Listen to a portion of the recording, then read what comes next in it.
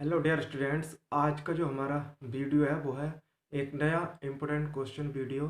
जैसा कि हमने आपको पहले भी जो वीडियो समझाई है इम्पोर्टेंट क्वेश्चन के बारे में, वैसा ही आज एक नया है।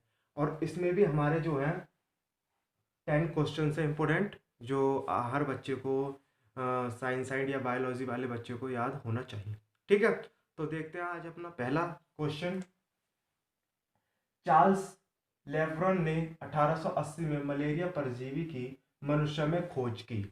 इसका मतलब क्या है कि जो मलेरिया परजीवी होता है, मलेरिया परजीवी जिसको हम बोलते हैं प्लाज्मोडियम बाइवैक्स, ठीक है, जो एक प्रोटोजोअन होता है, इसकी जो खोज की थी मनुष्य में वो की थी चार्ल्स लेब्रॉन ने। किस सन में की थी? 1880 ईस्वी में। ठीक है, दूसरा क्वेश्चन है कि कार्ल लैंडस्टीनर ने 1900 में ब्लड ग्रुप की खोज की। ब्लड ग्रुप यानी कि रुधिर वर्ग।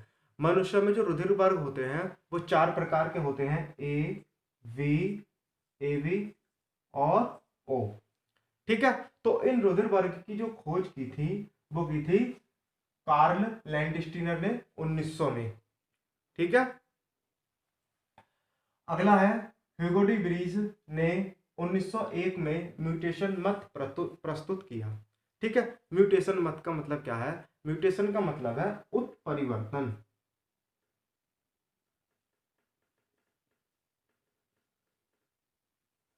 उत्परिवर्तन उत्परिवर्तन वह परिवर्तन जो किसी भी जीव में अचानक ही, अकस्मात ही क्या हो जाते हैं, पैदा हो जाते हैं, और जो पीढ़ी दर पीढ़ी क्या करते हैं, वंशानुक्रम करते हैं। मान लो कोई भी एक विशेष लक्षण किसी भी जीव में क्या हो गया, पैदा हो गया। अब वो जो लक्षण है वो उस जाति के जीवों में क्या होता रहेगा, वंशानुगत होता रहेगा। तो इस प्रकार का परिवर्तन क्या कहलाता है? उत्परिवर्तन कहलाता है, म्यूटेशन कहलाता है, जिसका जो प्रस्तुत किया था वो 1901 ईस्वी में किसने किया था? ह्यूगो डो ब्रीज ने। ठीक है, अगला क्वेश्चन है सीई मैकलंग ने 1902 में सेक्स क्रोमोसोम्स की खोज की।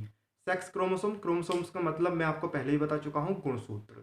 ठीक है, जो मनुष्य होता है उसकी सेल्स में पहले तो आपको ये पता होना चाहिए कि हमारा जो गुणसूत्र है क्रोमोसोम्स पाया कहाँ जाता है, वो मैं आपको बता चुका हूं। कहाँ पाया जाता है? कोशिका के केंद्र में।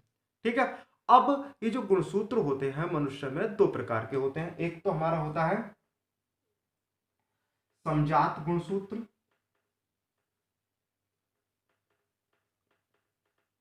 और दूसरे होते हैं लिंग गुणसूत्र। ठीक है, समजात गुणसूत्र को हम कहते हैं ऑटोसोमल क्रोमोसोम। ठीक है, और इनको बोलते हैं लिंग गुणसूत्र को सेक्स क्रोमोसोम।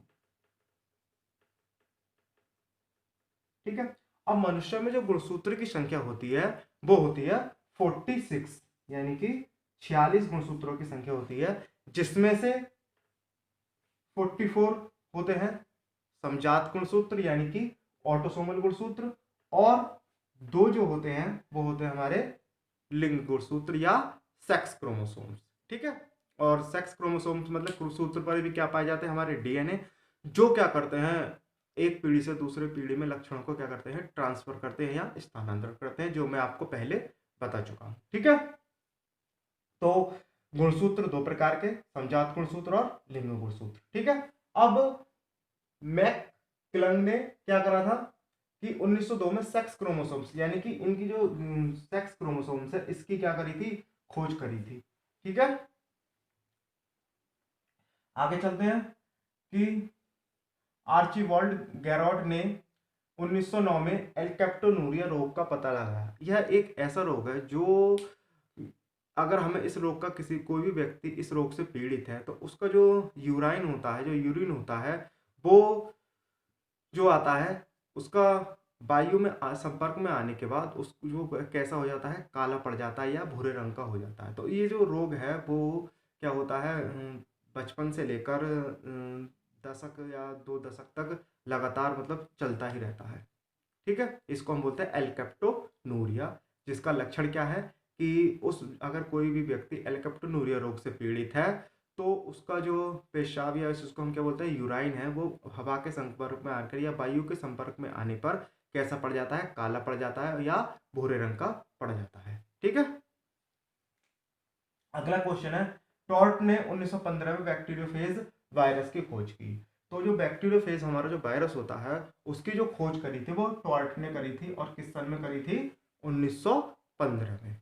ठीक है, अगला क्वेश्चन है, ग्रासी ने 1917 में मच्छर में मलेरिया परजीवी के जीवन चक्र का अध्ययन किया। अब देखो, जैसे कि मैंने आपको बताया तो जो हमारा पहला क्वेश्चन था वो भी किससे संबंधित था, प्लाज्मोडियम बाइवेक्स से संबंधित था, और ये जो वाला भी क्वेश्चन है, ये वाला हमारा ग्रासी वाला, ये भी हमारा किससे संबंधित है, मलेरिया परजीवी यानी कि प्लाज्मोडियम बाइवेक्स में। अब ये जो चार्ल्स लेब्रन ने थे, उन्होंने 1880 में मलेरिया परजीवी का जो खोज की थी वो किसमें की थी, मनुष्य में की थी, और ग्रासी ने जो इनके जीवन चक्र का अध्ययन किया था वो 1917 में किया था, और वो किसमें किया था, मच्छर में किया था। ठीक है, ये मैंने आपको पहले ही बता चुका हूं कि जो मलेरिया परजीवी होता है प्लाज्मोडियम बाइवेक्स, वो द्विपोषणीय होता है। ठीक है, मनुष्य और मच्छर। ठीक है, अगला क्वेश्चन है, ईवी मैकुलम ने 1917 में विटामिन ए की खोज की। ठीक है, अगला है, एच डैम एंड ई ए डॉसी ने 1934 में विटामिन के की खोज की थी। ठीक है, अगला है, Karl Landsteiner and A S Wiener ने 1940 में ब्लड ग्रुप में आरएच फैक्टर की खोज की। आरएच फैक्टर क्या होता है, आरएच फैक्टर एक प्रकार की प्रोटीन होती है। इसका मतलब क्या है कि जैसे मान लो अभी मैंने ये जो क्वेश्चन आया था हमारा, ये कार्ल लैंडस्टीनर का दूसरा ही क्वेश्चन था, इसमें हमने बताया था कि मनुष्य में जो रुधिर वर्ग होते हैं वो 4 प्रकार के होते हैं, ए बी, ए बी और ओ। ठीक है, अब ए बी और ओ, ए बी और ओ, ये जो ब्लड ग्रुप का जो क्रम है वो प्रत्येक मनुष्य में क्या होता है, अलग अलग होता है। ठीक है, अब जिस मनुष्य में मान लो अगर हम इसको डोनेट करने की बात करें, या ब्लड ग्रुप मतलब एक व्यक्ति से दूसरे व्यक्ति में अगर हम ट्रांसफर करने की बात करें, तो एक सिंपल सा तरीका है कि मान लो एक तरफ हमने क्या लिख लिया, ए बी, ए बी और ओ।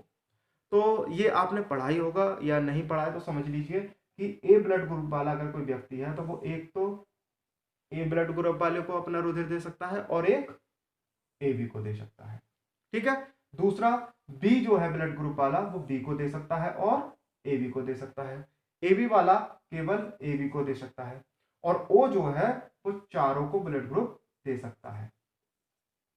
ठीक है, तो इसलिए क्या निष्कर्ष निकलता है, इससे इससे निष्कर्ष निकलता है कि ए बी जो हमारा होता है वो कहलाता है सर्वग्राही। क्या कहलाता है, सर्वग्राही। और ओ हमारा जो कहलाता है वो कहलाता है सर्वदाता। ठीक है, ये कहलाता है रिसीवर और ये कहलाता है यूनिवर्सल डोनर। ठीक है, अब बात आई आर एच फैक्टर की। तो आर एच फैक्टर एक प्रकार की प्रोटीन है जो भारत में लगभग 90% से ऊपर तक प्रत्येक व्यक्ति में पाई जाती है। अब जिस व्यक्ति में ये आर एच फैक्टर यानी कि आर एच फैक्टर नाम की एक प्रोटीन पाई जाती है उसको हम बोलते हैं, अगर कोई ब्लड ग्रुप मान लो किसी भी व्यक्ति का ब्लड ग्रुप ए है तो उसको हम बोलेंगे पॉजिटिव। अगर जिस व्यक्ति में ये आर एच फैक्टर पाया जा रहा है तो वो होगा ए पॉजिटिव, और जिसमें नहीं पाया जा रहा है वो ए नेगेटिव। ठीक है, तो भारत में लगभग 90% से ऊपर व्यक्तियों में ये आर एच फैक्टर नाम की जो प्रोटीन है वो पाई जाती है। ठीक है, तो इसकी जो खोज की थी वो 1940 ईस्वी में A S Wiener and Karl Landsteiner ने 1940 में की थी। ठीक है, एक बार सीरियल वाइज फटाफट कर लेते हैं कि चार्ल्स लेब्रन एंड 1880 मलेरिया परजीवी की मनुष्य में खोज की थी। दूसरा है कार्ल लैंडस्टीनर ने 1900 में ब्लड ग्रुप की खोज की थी। अगला है ह्यूगो डी ब्रीज ने 1901 में म्यूटेशन का मत प्रस्तुत किया, म्यूटेशन यानी कि उत्परिवर्तन। अगला है सीई मैकलंग ने 1902 में सेक्स क्रोमोसोम्स यानी कि जो हमारे लिंग गुणसूत्र होते हैं उनकी खोज की। अगला है आर्चिबाल्ड गैरोट ने 1909 में एल्कप्टोनूरिया रोग, जो मैंने बताया था कि जो व्यक्ति अगर एल्कप्टोनूरिया से पीड़ित है तो उसका जो यूरिन है वो वायु के संपर्क में आने पर क्या पड़ जाता है, काले रंग का पड़ जाता है या हल्के भूरे रंग का पड़ जाता है। ठीक है, अगला क्वेश्चन है, टॉर्ट ने 1915 में बैक्टीरियोफेज वायरस, एक वायरस होता है बैक्टीरियोफेज जिसकी खोज करी थी टॉर्ट ने 1915 ईस्वी में। अगला है ग्रासी ने 1917 में मच्छर में मलेरिया परजीवी के जीवन चक्र का अध्ययन किया, प्लाज्मोडियम बाइवैक्स का अध्ययन किया। अगला है ईवी मैकलम ने 1917 में विटामिन ए की खोज की, और एच टैम एंड ई एडोजी ने 1934 में विटामिन के की खोज की।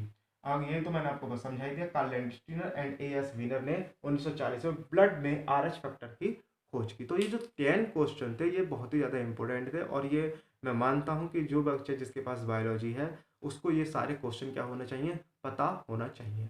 अब ये जो हमारी तीसरी सीरीज़ है, अब ये एक दिन छोड़कर या 2 दिन छोड़कर हमारी जो वीडियो आती रहेंगी इस सीरीज पर लगातार बायोलॉजी के इंपॉर्टेंट क्वेश्चन। ठीक है, आप इनको पढ़िए और चाहें तो इनको नोट भी कर सकते हैं। ठीक है, आज के लिए इतना ही काफ़ी है। बाय।